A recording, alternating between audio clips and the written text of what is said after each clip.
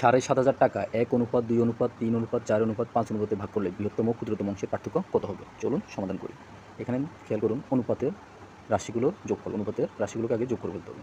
অনুপাতের রাশিগুলোর যোগফল হচ্ছে, যোগফল সমান 1 + 2 + 3 + 4 + 5 সমান সবগুলো যোগ করলে কত হবে? 15। এবার বৃহত্তম অংশের বৃহত্তম অংশের অনুপাত হচ্ছে 5, মূলটাকে হচ্ছে মূলের 7,500, 7,500 এর মোট ভাগ হচ্ছে কত? অনুপাতের রাশি হচ্ছে 15, এর মধ্যে বড় অংশ হচ্ছে 5, 15 দিয়ে 7,500 কাটলে 500, এবার 500 দিয়ে 5 গুণ করলে 250। কীভাবে ক্ষুদ্রতম অংশের বের করবো? সেটা হচ্ছে 7,500 এর 15 ভাগের 1 কাটাকাটি করলে 500, 500কে 500। এবার পার্থক্য, বৃহত্তম এবং ক্ষুদ্রতম অংশের পার্থক্য হচ্ছে, ক্ষুদ্রতম সমান 2500 - 500 সমান 2000 টাকা।